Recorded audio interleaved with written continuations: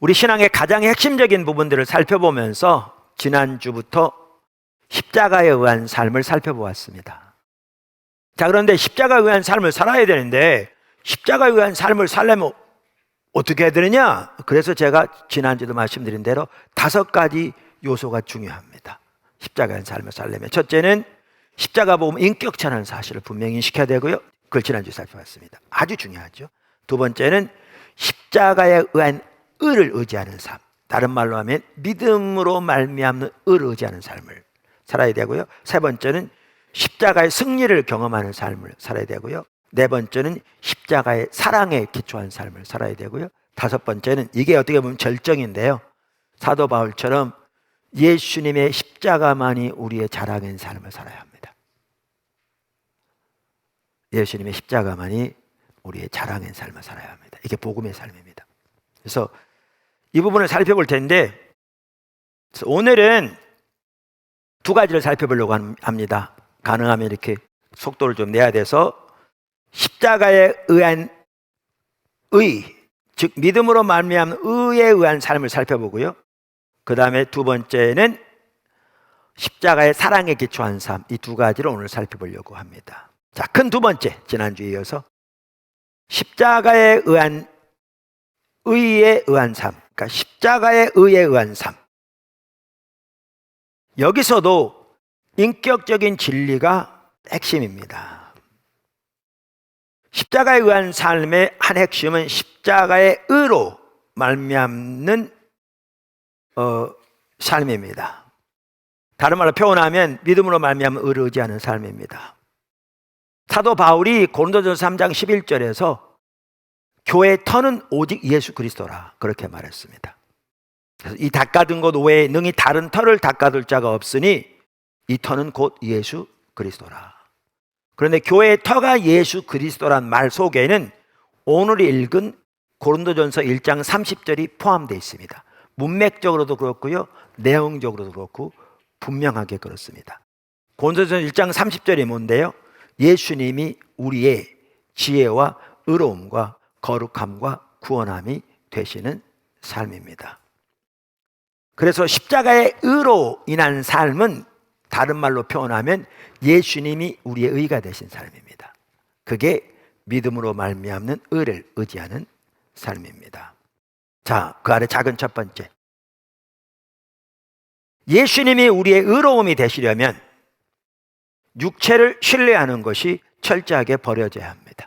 믿음으로 말미암는 의, 다른 말로 표현하면 예수님이 우리의 의가 되신 삶, 그것을 가장 잘 말하고 있는 성경 구절 중에 하나는 빌립보서 3장입니다.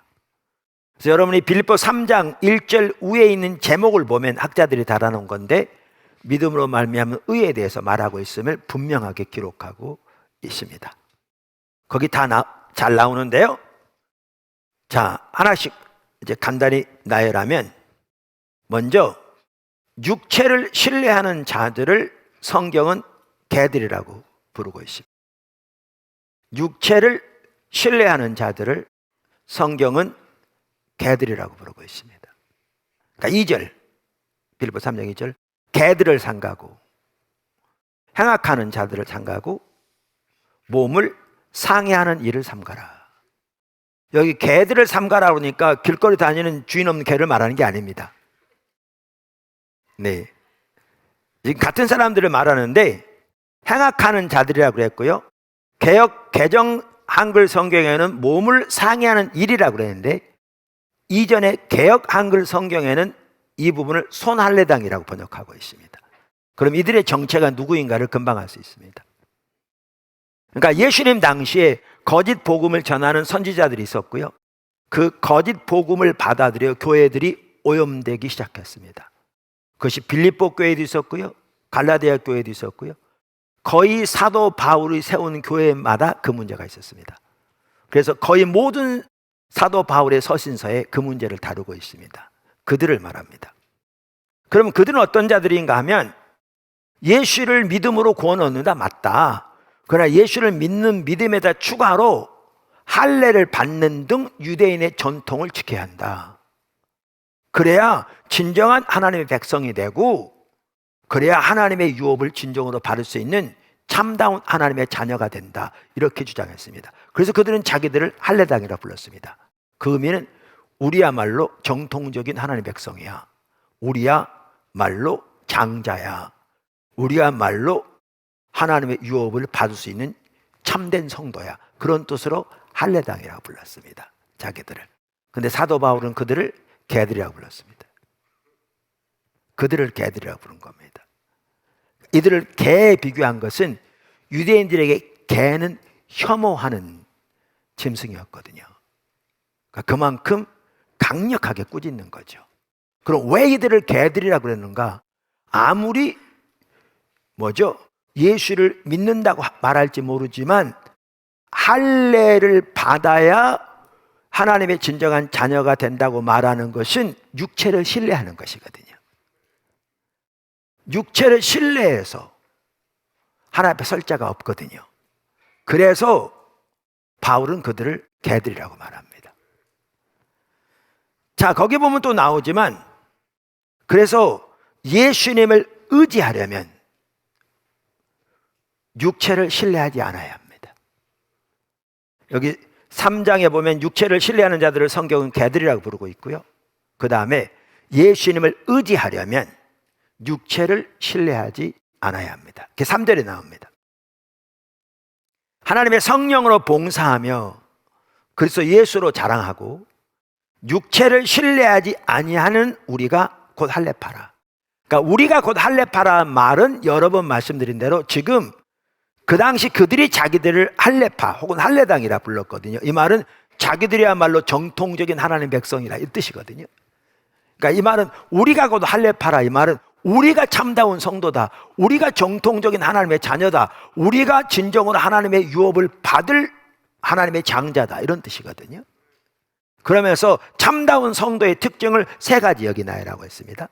성령으로 봉사하며 혹은 성령으로 예배하며, 그 다음에 그래서 예수로 자랑하고 육체를 신뢰하지 않는 것. 근데 여기 아주 중요한 게 있습니다. 이걸 꼭 보고 넘어가야 다음을 이해할 수 있습니다. 그게 뭐냐면 자랑한다는 말과 신뢰한다는 말을 상호 교환적으로 사용하고 있다는 겁니다. 그러니까 자랑한다는 말과 신뢰한다는 말을 같은 의미로 쓰고 있다는 거예요. 그러니까 우리의 신앙은 예수를 믿는 거잖아요. 근데 예수를 믿는다는 말 대신에 뭐라고 표현하고 있어요? 예수를 자랑하고 이렇게 표현하고 있어요. 그 다음에 육체를 신뢰하지 않는 우리가 참다운 성도라. 그러니까 이게 자랑한다는 말과 신뢰한다는 말이 같은 의미로 상호 교환적으로 사용하고 있기 때문에 이렇게 바꿀 수 있습니다. 예수를 자랑하고 육체를 자랑하지 않는 우리가 곧 할례파라, 이렇게 말할 수도 있고요. 바꿔서 예수를 신뢰하고, 우리 예수를 믿는 거잖아요. 예수를 신뢰하고 육체를 자랑하지 않는 우리가 곧 할례파라, 이렇게 되고요. 또 반대로가 또 바꿔서 예수를 신뢰하고 육체를 신뢰하지 않는 우리가 곧 할례파라, 이렇게 돼요. 상호 교환적으로 사용하고 있어요. 근데 여기 아주 중요한 게 있어요. 그게 뭐냐 하면 예수님을 신뢰하려면, 믿으려면 육체를 신뢰하지 않아야 합니다. 근데 아까 신뢰한다는 말과 뭐가 같은 뜻이라고요? 자랑한다는 말이 같은 뜻이라고요. 그럼 이 말입니다. 예수님을 신뢰하려면 육체를 자랑하지 않아야 합니다. 여러분, 우리는요, 우리가 신뢰하는 것을 자랑하게 돼 있습니다. 우리가 신뢰하는 것에 대해 우리는 자부심을 갖게 돼 있습니다. 우리가 무엇을 자랑하고 우리가 무엇에 대해 자부심을 가지고 있다는 것은 영적으로는, 그리고 우리의 중심 저 깊은 곳에서는 우리가 그것을 신뢰하고 있다는 말입니다. 이걸 기억하셔야 돼요.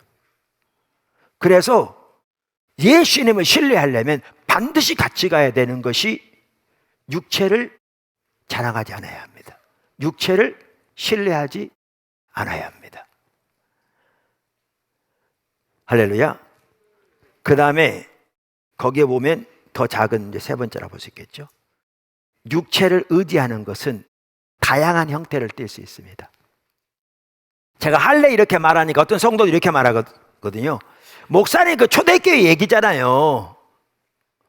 아니 우리 중에 한국에 지금 기독교인 중에 할례 받는 사람 누가 있어요? 그 당시 그 유대인들이 할례 받은 것처럼.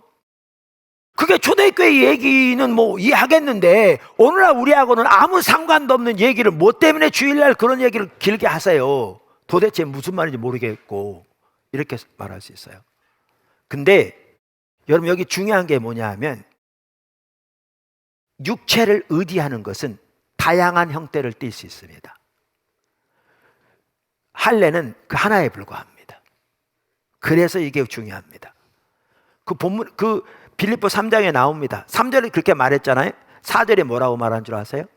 누가 육체를 신뢰할 만하면 나는 더욱더 그러하니. 그 지금 뭐에 대해서 말하는 거예요?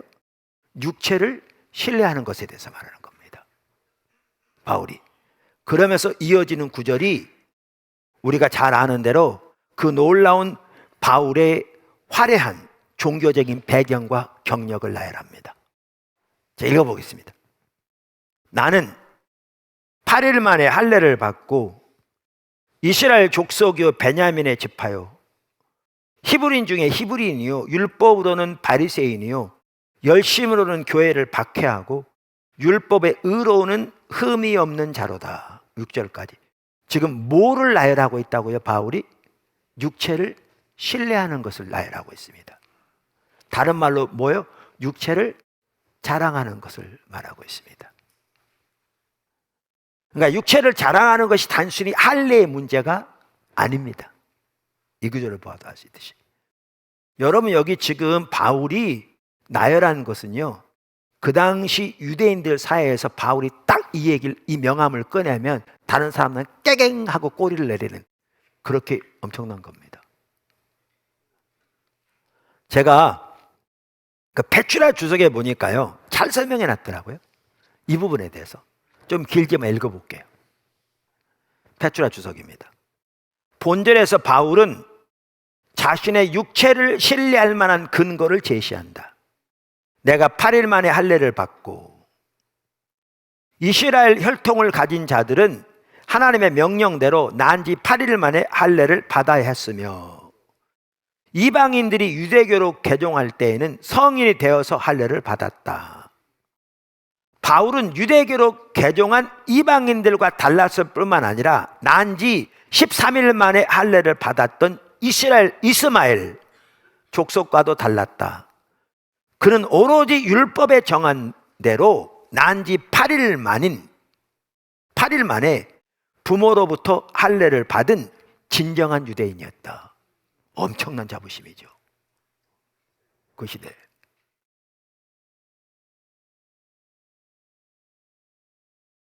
이스라엘 족속이요. 바울은 이스라엘 족속의 혈통을 가지고 태어났다. 이스라엘은 야곱이 천사와 씨름하여 얻은 선택된 언약의 백성임을 의미하며 족속은 하나님의 통치를 받는 민족으로 하나님과 약속의 관계를 가지고 있는 거룩한 백성의 개념을 가지고 있다. 바울은 이방인에서 개종한 사람이 아니라 순수한 이스라엘 태생으로 하나님의 선택된 백성의 권리와 특권을 소유하고 있다. 베냐민 지파요. 베냐민은 야곱이 가장 사랑하는 아내 라헬의 아들이다. 역사적으로 볼 때 이스라엘의 첫 번째 왕인 사울이 이 지파였다. 하만의 음모에서 이스라엘을 해방시킨 에스더와 모르드게가 베냐민 지파였다. 또한 베냐민 지파는 왕국이 분열되었을 때 다윗 왕조에 신실하게 충성하였으며 바벨론 포로 때에도 성전 건축을 위해 유다와 레위 지파와 함께 예루살렘으로 갔다. 바울은 이런 베냐민 지파에 속한 것을 매우 자랑하였다. 이 자랑하였다는 말은 사실 바울이 그렇게 안 했거든요. 지금 학자가 말한 거고요. 과거에 자랑했단 말이겠죠. 이 자랑을 통해서 자신이 베냐민 지파에 속한 순수한 유대인임을 밝히고 있다. 히브리인 중에 히브리인이요. 본절은 바울 자신이 아브라함의 씨로서 이방인의 피가 전혀 섞이지 않은 히브리인의 부모에게서 태어난 히브리임을 밝히고 있다. 여러분, 유대인들은요 전 세계 인류를 두 종류로 나눈 거 아세요? 하나님의 선택받은 유대인과 개와 같은 이방인. 여러분, 그들은요 하나님의 천지를 유대인 위에 창조하셨다고 믿습니다. 우리하고는 달라요, 생각이.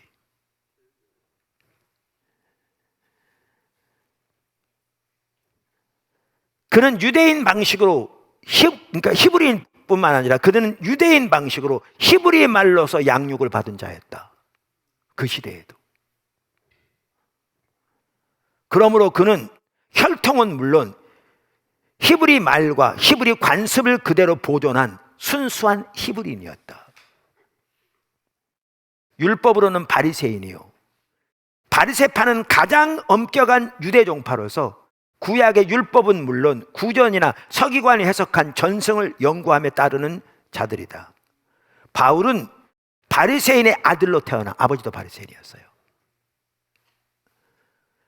바리새파에 입문한 자였으며 그 가운데서도 가장 존경받는 선생 가말리엘 밑에서 수학했다. 그러므로 그는 바리새인 중에서도 가장 신실한 하나님의 율법을 지키는 자였다. 율법의 의로는 흠이 없다는 말은요, 그 당시 전통적으로 내려오는 율법의 규정들을 그는 하나도 남김이 다 지켰다는 말입니다. 이거요, 그 당시 유대인의 사회에 딱 내밀면 아까 말한 대로 다른 사람들 깨갱하고 꼬리를 내려야만 한 그런 어마어마한 배경과 열심입니다. 근데 그것을 바울은 육체를 신뢰하는 것이라고 말합니다.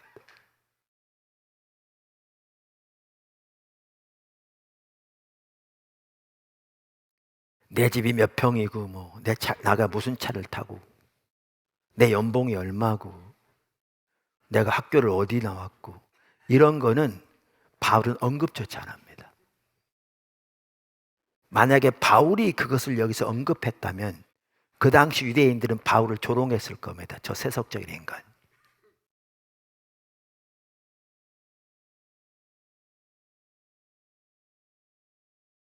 근데 이토록 화려한 것을 쭉 나열하면서 뭘로 나열하느냐? 누가 육체를 신뢰할 만하면 나는 더욱더 그러하다. 그러면서 육체를 신뢰하는 것을 말하면서 이렇게 말합니다. 이걸 보면 육체를 신뢰하는 것이 단순히 할례의 문제만이 아닌 걸 볼 수 있습니다. 다양한 형태를 띱니다. 그래서 오늘날에도 그게 적나라하게 그대로 적용됩니다. 오늘날에도 이 말씀이. 그러면서 이 말이 중요합니다. 이제 거기에 마지막 부분인데, 육체를 신뢰하는 것이 배설물이 될 때에야 비로소 예수 그리스도가 우리의 의가 되십니다. 그럼 잘 드세요. 육체를 신뢰하는 것이 배설물이 될 때야 비로소 예수 그리스도가 우리의 의가 되시는 것입니다. 아까 2절에 육체를 신뢰하는 자들을 개들이라고 표현하고 3절에 참다운 성도는 예수로 자랑하고 육체를 신뢰하지 않는 자들이라고 말하고, 그러면서 누가 육체를 신뢰할 만하면 나는 더욱더 그러하다 그러면서 그 시대에 누구 앞에 내놔도 조금도 꿀리지 않을 정도 안에 이걸 딱 내놓으면요, 모임에서 이 사람이 느들었고요, 중요한 자리 이 사람이 차지해야 됐고요, 이 사람의 목소리 컸고요, 사람도 이 사람의 목소리 존중해야 됐어요. 요즘 총회장, 신학교 학장 이런 것은 저리 가라요. 그거를 육체하는 신뢰하는 것으로 언급하고 있고요. 그 다음에 그가 이렇게 얘기합니다. 쭉 나열하고 난 다음에 이렇게 얘기합니다. 7절, 그러나 무엇이든지 내게 유익하던 것을. 유익하던 건 뭐예요? 그 당시 종교사회에서 사람들 앞에서 유익했던 거죠. 아까 말한 대로 이 화려한 배경 내세우면 사람들은 그 앞에 존중하고 엎드렸을 거고요, 이 사람이 지도자의 자리에 섰을 것이고요, 그 목소리가 영향력이 있었고요. 유익하던 것을 내가 그리스도를 위하여 다 해로 여길 뿐더러 또한 모든 것을 해로 여김은 내 주 그리스도 예수를 아는 지식이 가장 고상하기 때문이라. 이 말은 고귀하기 때문이라 그 말입니다. most precious, 가장 값진. 내가 그를 위하여 모든 것을 잃어버리고 배설물로 여김은 그리스도를 얻고 그 안에서 발견되려 함이니 내가 가진 의는 율법에서 난 것이 아니요 오직 그리스도를 믿음으로 말미암은 것이니 곧 믿음으로 하나님께로부터 난 의라. 명확하게 볼 수 있는 대로요, 육체를 신뢰하는 것이 배설물이 될 때야 비로소 예수 그리스도가 우리의 의가 되십니다. 근데 오늘날의 문제가 뭔지 아십니까? 믿음으로 말미암은 의, 그 모르는 사람 없습니다. 다 얘기합니다. 그게 소위 말하면 개혁주 신앙 핵심이라고 다 얘기합니다. 근데 주일날 교회에 나오는 대부분의 성도들의 모습에도 말로는 예수님을 믿는다고, 다른 말로는 예수님을 자랑한다고 하면서 각자가 그들 속에 자부심을 가지고 있는 것들은 사도 바울이 언급조차도 하지 않은 온갖 세상적인 육신적인 것들입니다. 그러면서 말로는 믿음으로 말미암는 의를 얘기합니다. 그러니까 교만이 하늘을 찌르고 겸손함은 찾아볼 수가 없으며 목은 철강처럼 굳어 있고, 믿음으로 말미암는 의를 교리적으로 이야기할지 몰라도 그 능력은 삶에서 철저하게 고갈되어 있는 것이 오늘날 교회 모습입니다. 저와 여러분의 모습입니다. 가려져 있으니까 눈이, 진정한 의미가 가려져 있으니까요. 로이드 존스 목사님의 부흥책을 보면 하나님의 부흥이 임할 때, 지금 미국에서 일하고 있는 일이 하나님의 부흥이었으면 좋겠습니다. 그건 이제 좀 더 지켜봐야 할 것 같고요.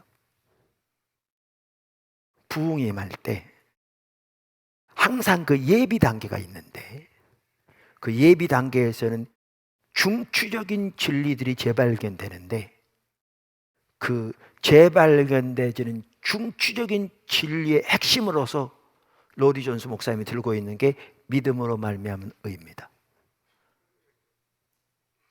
이게 마르틴 루터 때에도, 그 다음에 요한 웨슬리 때에도, 조나단 에드워즈 때에도 항상 그랬다고 쫙 기록하고 있습니다. 믿음으로 말미암은 의가 재발견된다는 것은 지금 말씀드린 대로 성경이 말하는 믿음으로 말미암은 의의 진정한 의미를 깨닫고 성도들이 육체를 의지하는 것을 배설물처럼 여기고 오직 예수 그리스도만을 자신의 의로 여겨 그 앞에 겸손히 서는 그 삶이 회복되어지는 걸 말합니다. 그게 교회입니다. 교회의 기초가 예수 그리스도라고 말할 때 성경이 그 중에 한 핵심은 지금 제가 여태까지 설명한 모든 성도들이 예수님이 자신의 의가 되시는 그 삶을 사는 것을 의미합니다. 자, 그럼 두 번째는 예수님이 우리의 의로움이 되시려면, 혹은 되시는 삶을 살려면 성령의 조명이 필수입니다. 우리 신앙은 모든 면에서 성령님이 없이는 가능한 것이 단 하나가 없습니다. 이미 성령의 삶을 살펴봤죠. 예수님이 우리의 의가 되시는 삶, 즉 믿음으로 말미암는 의를 의지하는 삶을 위해서도 당연히 성령의 조명이 필수입니다. 믿음으로 말미암는 의를 의지하는 것은 단순히 교리가 아닙니다. 그것은 단순한 교리적인 고백도 아닙니다. 우리가 믿음으로 말미암는 의를 의지하려면 성령의 조명으로 우리 속에 우리가 의지하고 하나님 앞에 나아갈 어떠한 선한 것도 없음이 선명하게 인식되어야 합니다. 그리고 그때 비로소 성령의 조명으로 그러기에 예수님이 우리의 의가 되신다는 사실이 선명히 인식되어야 합니다. 그래서 우리의 의를 의지하는 것을 사도 바울이 말한 것처럼 배설물처럼 버리고 오직 예수 그리스도의 의만을 의지해서 하나님 앞에 순간순간 서는 것, 그게 성경이 말하는 믿음으로 말미암는 의입니다. 그래서 이 삶을 위해서 성령의 조명이 필수고, 그래서 여기서도 성경에 말하는 진리는 인격적인 진리라는 그 사실이 정말 중요합니다. 자, 큰 세 번째, 십자가 사랑에 기초한 삶. 자, 큰 세 번째 아래에 작은 첫 번째입니다. 십자가는 우리를 향하신 하나님의 사랑의 확증입니다. 십자가는 우리를 향하신 하나님의 사랑의 확증입니다. 여러 곳에 볼 수 있는데 대표적인 구절이 로마서 5장 8절입니다. 이런 구절은 외우면 더 좋겠죠. 5장 8절. 우리가 아직 죄인 되었을 때에 그리스도께서 우리를 위하여 죽으심으로 하나님께서 우리에게 대한 자기의 사랑을 확증하셨느니라. 할렐루야. 예수님의 십자가는 우리를 향하신 말할 수 없는 하나님의 사랑의 가장 온전하고 가장 최종적인 확증입니다. 우리는 또 다른 확증이 필요하지 않습니다. 그러므로 여기 아주 중요한 게 있습니다. 우리들은 어떤 환경과 상황 가운데서도 예수님의 십자가를 통해서 확증된 하나님의 사랑을 토대로 환경을 보아야 합니다. 그래야 환경을 올바로 볼 수 있습니다. 그리고 예수님의 십자가를 통해서 확증된 하나님의 사랑을 의심해서는 안 됩니다. 자, 작은 두 번째, 방금 간단히 말씀드렸습니다만 환경을 통해서 하나님을 보는 것이 아니라 십자가를 통해서 환경을 보아야 합니다. 뭐라고요? 환경을 통해서 하나님을 보는 것이 아니라 십자가를 통해서 환경을 보아야 합니다. 그래야 우리가 처한 상황, 우리가 처한 환경에 대한 하나님의 목적과 뜻과 계획과 안목을 알 수 있습니다. 알 수 있습니다.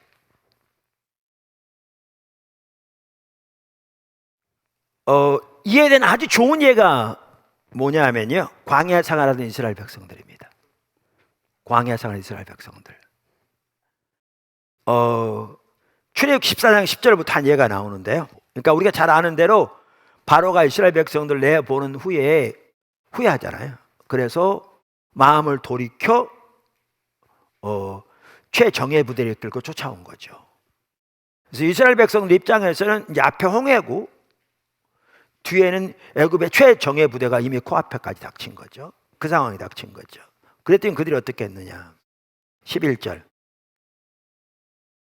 그러니까 이스라엘 자손이 심히 두려워하여 여호와께 부르짖고 그들이 또 모세에게 이르되 애굽에 매장지가 없어서 당신이 우리를 이끌어내어 이 광야에서 죽게 하느냐. 어찌하여 당신이 우리를 애굽에서 이끌어내어 우리에게 이같이 하느냐. 우리가 애굽에서 당신에게 이른 말이 이것이 아니냐. 이르기를 우리를 내버려 두라. 우리가 애굽 사람을 섬길 것이라 하지 아니하더냐. 애굽 사람을 섬기는 것이 광야에서 죽는 것보다 낫겠노라.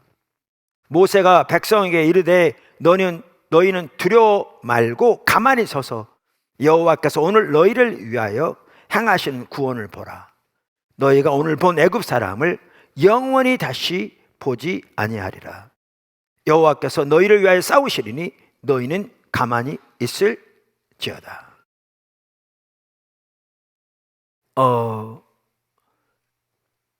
이 상황 아시죠?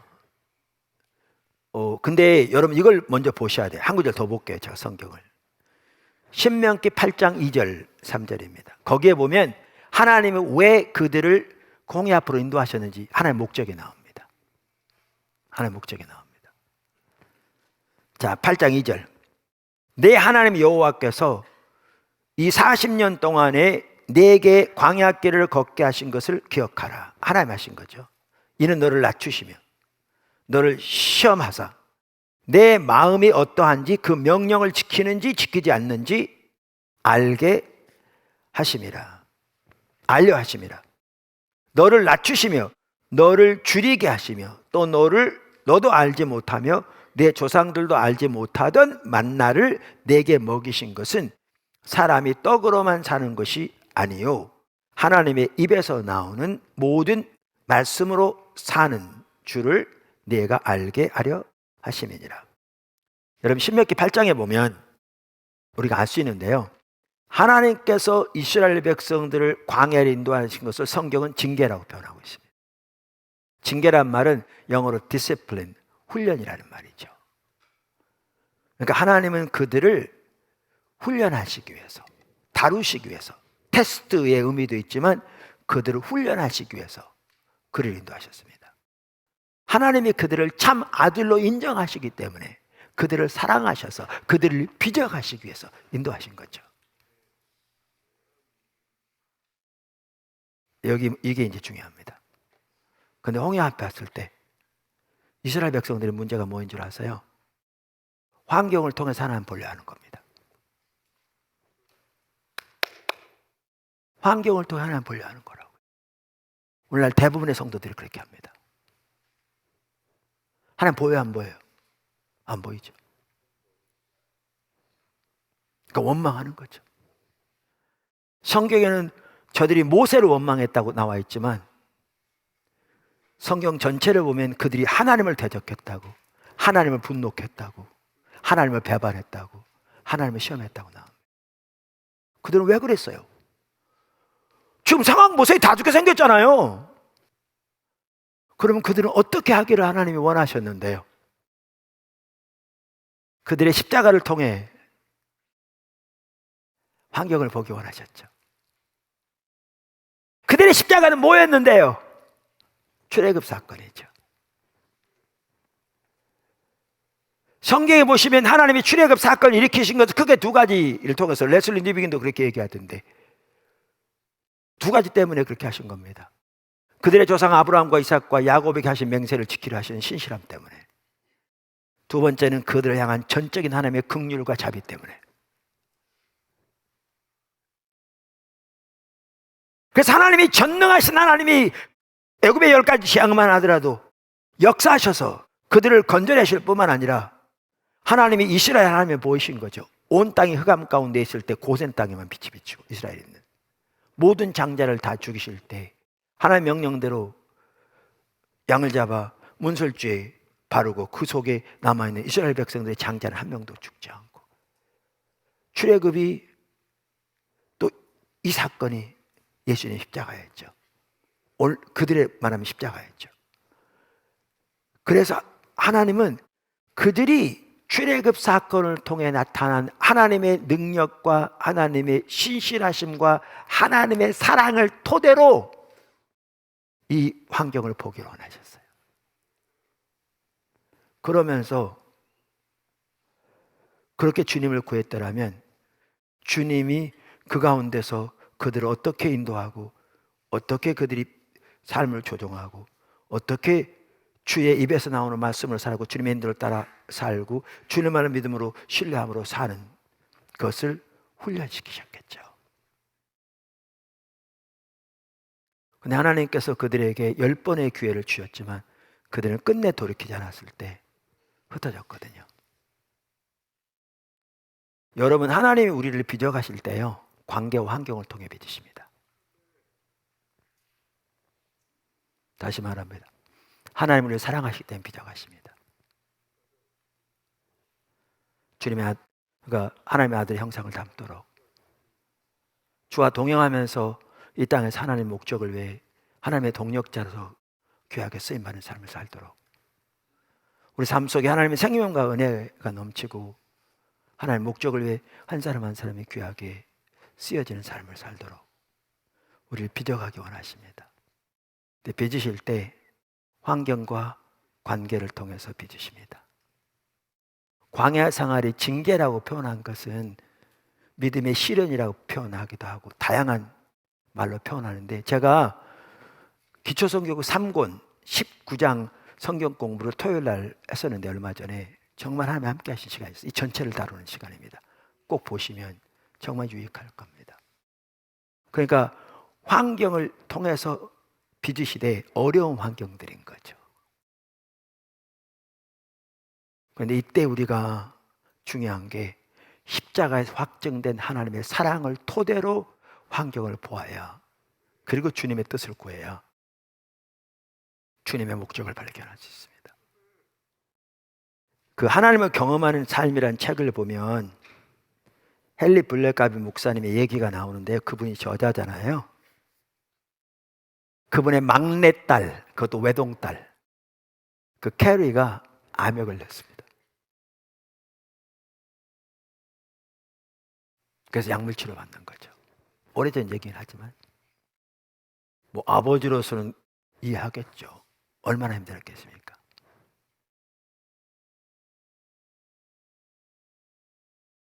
그때 그분이 했던 게 그거랍니다. 제가 그분 말을 직접 인용해 볼게요. 이런 상황에 처했을 때 하나님께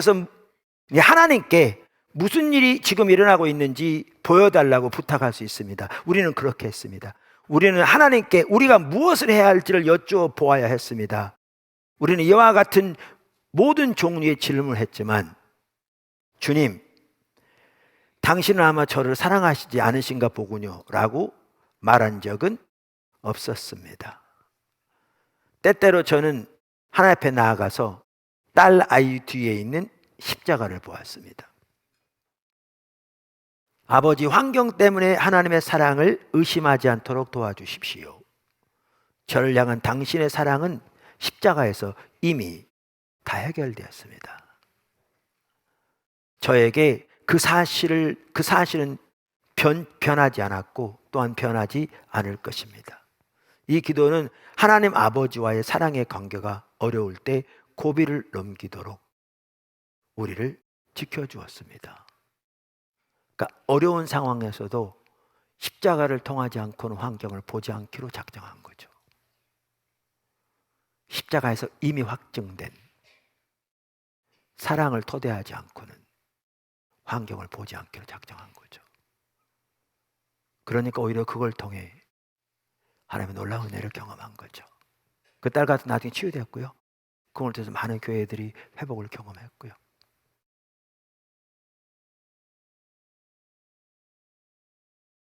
십자가에 의한 삶 또 한 부분은 이와 같이 십자가의 사랑을 의지하는 삶입니다. 그것을 쉽게 표현하면 예수님의 십자가를 통하지 않고는 환경을 보지 않기로 작정하는 삶입니다.